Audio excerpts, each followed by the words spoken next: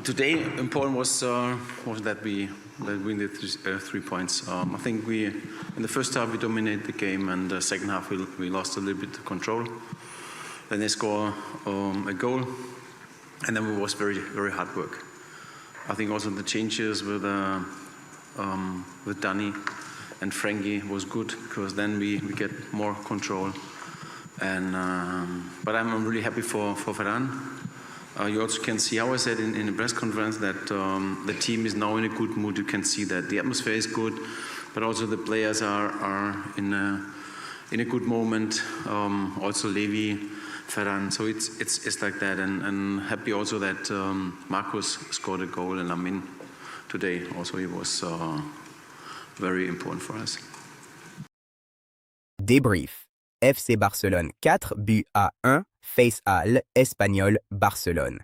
Pour comprendre pleinement ce qu'a représenté cette victoire, il faut d'abord replacer le FC Barcelone dans son contexte de la semaine. Mercredi 8 avril, 3 jours seulement avant ce derby, le Barça avait subi une défaite 2-0 sur sa propre pelouse du Camp Nou face à l'Atlético de Madrid en quart de finale aller de la Ligue des Champions.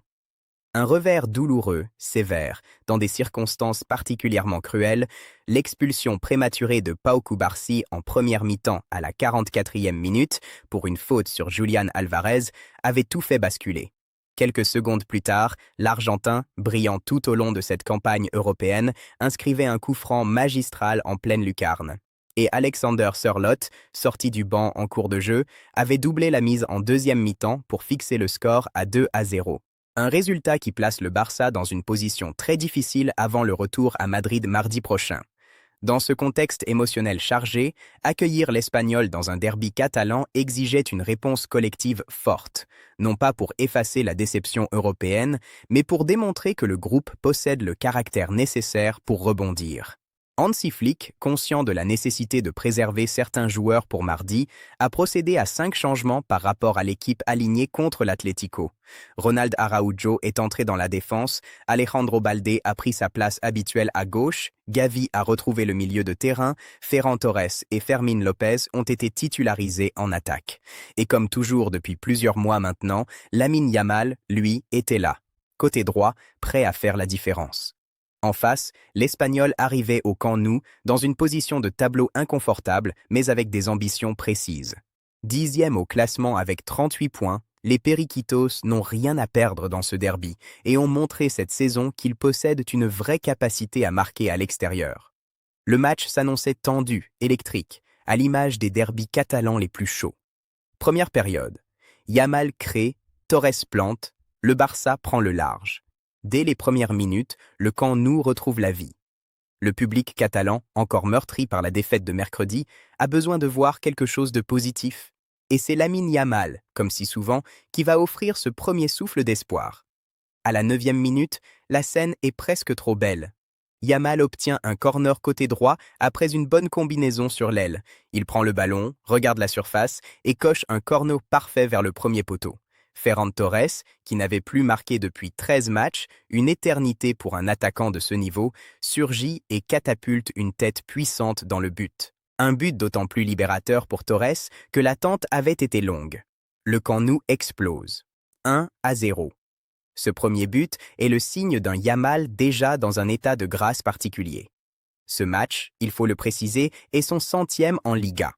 Le centenaire de celui qui n'a que 18 ans et 272 jours. Par cette simple présence, il efface le record du plus jeune joueur à atteindre ce cap dans le championnat espagnol, devant des légendes comme Raúl et Iker Muniain. Un record qui, à lui seul, donne la mesure de l'extraordinaire précocité du phénomène de Mataro. Mais Yamal ne célèbre pas les records, il continue de jouer. Et 15 minutes plus tard, à la 25e minute, il produit l'une des passes les plus élégantes de la soirée. Dos au but sur le côté droit, il sent Ferran Torres qui attaque l'espace dans le couloir central. D'un extérieur du pied droit absolument splendide, il lui offre la balle sur un plateau. Torres n'a plus qu'à reprendre et glisser le ballon du pied droit dans le coin opposé pour inscrire son doublé. 2-0. Torres est en feu. Yamal a contribué directement sur les deux. L'Espagnol souffre, mais ne se résigne pas complètement.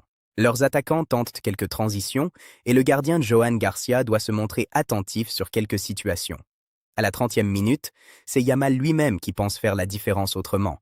Il tente un coup franc enroulé, le ballon passe dans la lucarne supérieure et finit sur le filet extérieur. La foule retient son souffle. C'était très, très proche. La fin de première période est marquée par une intensité croissante. Les cartons jaunes commencent à tomber. 2 pour Barcelone, 2 pour l'Espagnol, témoignage de l'engagement physique des deux équipes dans ce derby électrique. À la pause, 2-0, le Barça est en bonne position. La mission pour la deuxième mi-temps semble claire. Tuer le match rapidement et gérer avant mardi. Deuxième période. Le coup de froid, Yamal relance, Rashford conclut. La deuxième période débute avec une tentative de Barcelone d'aller chercher le troisième but rapidement. La VAR va s'inviter à la fête d'une façon particulièrement frustrante pour les Blaugrana. À la 56e minute, Ferran Torres pense inscrire son triplé sur un centre chippé de Yamal. La lecture est parfaite, la conclusion aussi, mais Eric Garcia, qui avait combiné avant la passe finale, est jugé hors jeu par le VAR. Le but est annulé. Torre explose de frustration. Et comme souvent en football, quand l'occasion de tuer le match est gâchée, l'adversaire revient. À la 56e minute également, l'Espagnol profite d'une défense barcelonaise trop passive dans sa propre surface pour laisser Paul Lozano ajuster une frappe basse dans le coin inférieur gauche. La réduction du score tombe comme une douche froide. 2-1. Tout à coup, il reste encore une demi-heure à jouer. Et les Periquitos y croient de nouveau. Le Camp Nou est saisi d'une légère nervosité. L'Espagnol, encouragé par ce but, pousse pour revenir à égalité et possède même quelques occasions nettes. Johan Garcia doit sortir ses gants à plusieurs reprises pour éviter le 2-2. La tension monte d'un cran.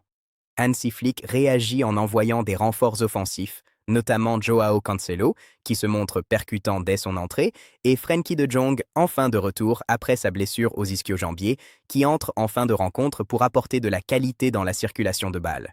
Mais le match appartient à Lamine Yamal. Comme si l'histoire de ce centenaire en Liga devait avoir une conclusion logique et parfaite, c'est lui qui va redonner la sérénité au Camp Nou. À la 87e minute, dans une action un peu confuse devant le but de l'Espagnol, le gardien Demitrovic sort de sa cage de façon approximative sur un centre. Le ballon lui échappe maladroitement et Yamal, qui avait anticipé l'erreur avec un instinct de prédateur, est là pour pousser le ballon au fond du filet du pied gauche. 3-1. Le Camp Nou se lève. Un but de renard des surfaces, simple dans l'exécution, mais qui témoigne d'un positionnement impeccable. 2 minutes plus tard, à la 89e minute, Marcus Rashford signe le dernier acte de la soirée.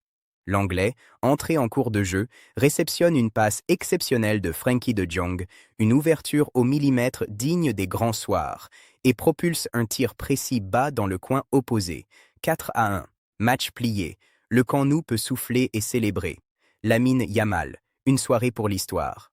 Cette section mérite d'être développée seule, parce que ce que Lamine Yamal a réalisé ce samedi au Camp Nou dépasse largement le cadre d'un simple match de championnat. Commençons par les chiffres bruts, déjà impressionnants.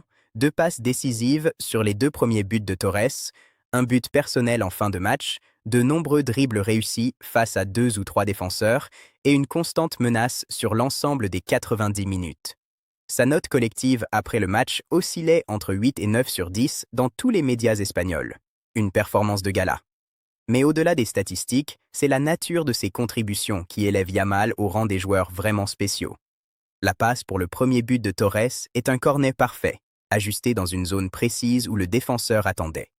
La passe pour le deuxième but est un extérieur du pied droit d'une fluidité déconcertante, exécuté sans temps de préparation, dos au but, en une touche. Ce genre de geste, que peu de joueurs au monde sont capables d'exécuter avec cette précision dans un derby à haute tension, trahit une lecture du jeu et une technique qui n'ont rien à envier aux meilleurs joueurs de la planète. Et puis, il y a ce que les statistiques ne mesurent pas. La façon dont Yamal déplace les défenseurs, attire plusieurs marqueurs à la fois, crée des espaces pour ses partenaires même quand il n'a pas le ballon. L'Espagnol n'a jamais réussi à trouver une solution cohérente pour le neutraliser.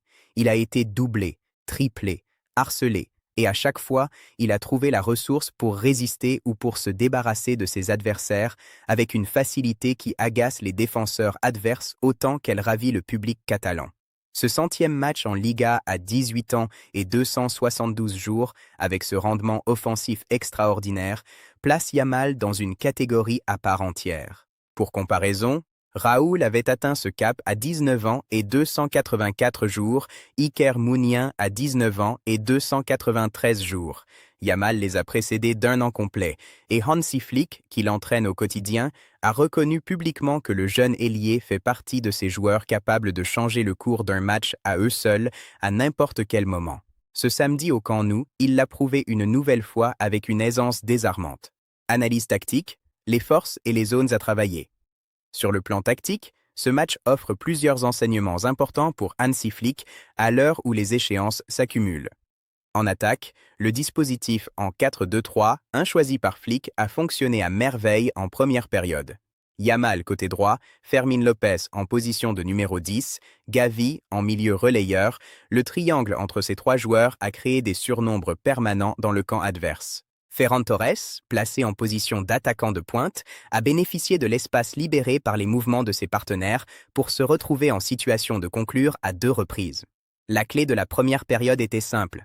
Quand Yamal touche le ballon côté droit, tous les regards des défenseurs d'Espanyol se tournaient vers lui, ce qui libérait automatiquement des couloirs pour les appels de Torres et de Fermín López dans l'axe. C'est le paradoxe de jouer avec un joueur comme Yamal. Son attractivité défensive pour les adversaires est telle qu'elle crée mécaniquement des espaces pour ses partenaires. Ferran Torres en a été le principal bénéficiaire ce samedi. En défense, le tableau est moins rose. La façon dont le but d'Espanyol a été encaissé au retour des vestiaires illustre une tendance récurrente du Barça cette saison. Des phases de relâchement défensif juste après la mi-temps qui ont parfois coûté cher. La défense a été trop passive, trop haute, et Paul Lozano a eu toute la liberté pour ajuster sa frappe sans pression réelle.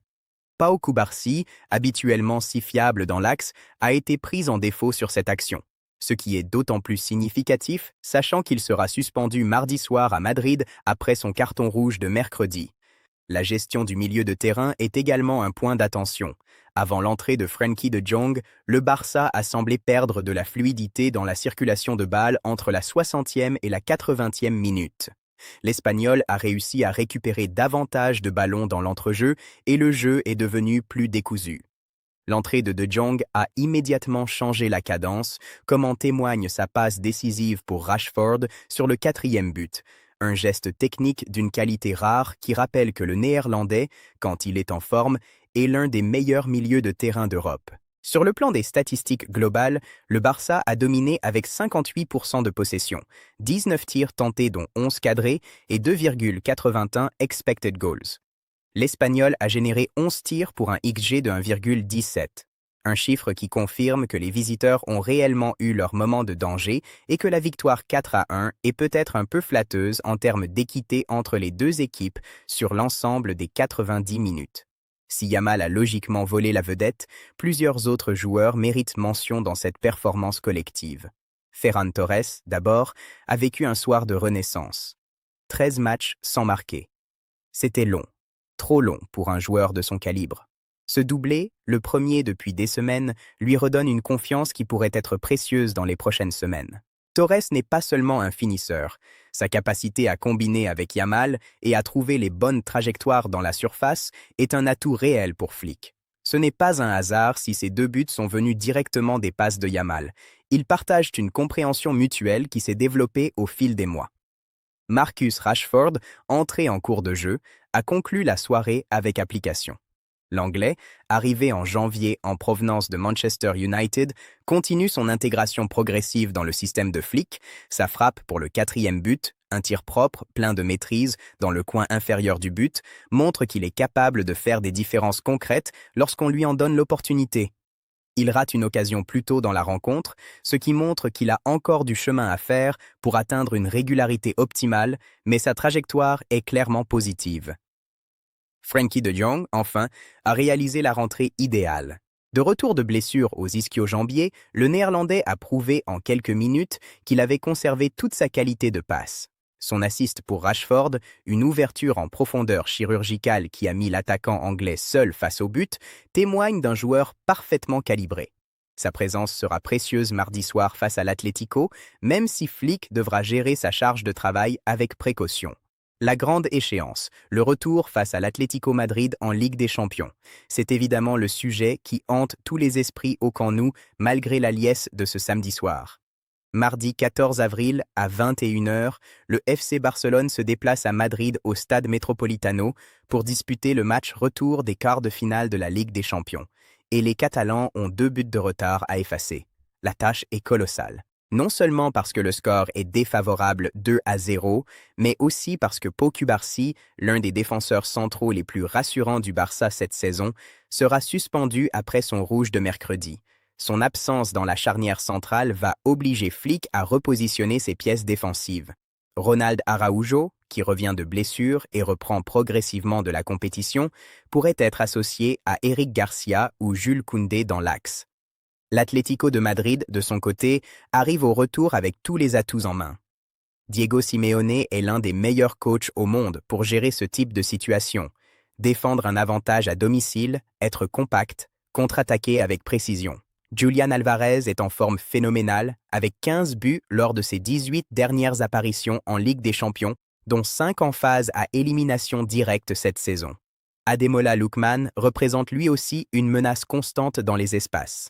Et le Metropolitano, l'un des stades les plus bruyants et les plus intimidants d'Europe les soirs de grandes compétitions, constituera un obstacle psychologique supplémentaire.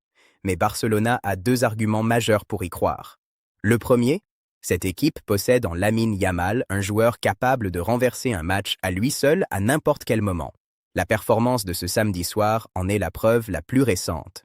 Si Yamal est dans l'état de grâce qu'on lui connaît, et rien n'indique qu'il ne le sera pas mardi, alors tout reste possible. Le second argument, Hansi Flick a dit en conférence de presse, avec une conviction visible, que son équipe possède la qualité pour renverser la situation. Ce n'est pas de la bravade, c'est la lucidité d'un entraîneur qui connaît la profondeur de son effectif et la capacité mentale de ses joueurs. Le retour de Frenkie de Jong change aussi l'équilibre du milieu de terrain et l'entrée de Rashford comme option offensive en cours de jeu donne des possibilités supplémentaires à Flick en cas de nécessité. Historiquement, les confrontations entre Barcelone et l'Atlético en Ligue des Champions ont toujours penché en faveur des Rojiblancos. Mais l'histoire, dans ce sport, ne se répète jamais exactement de la même façon.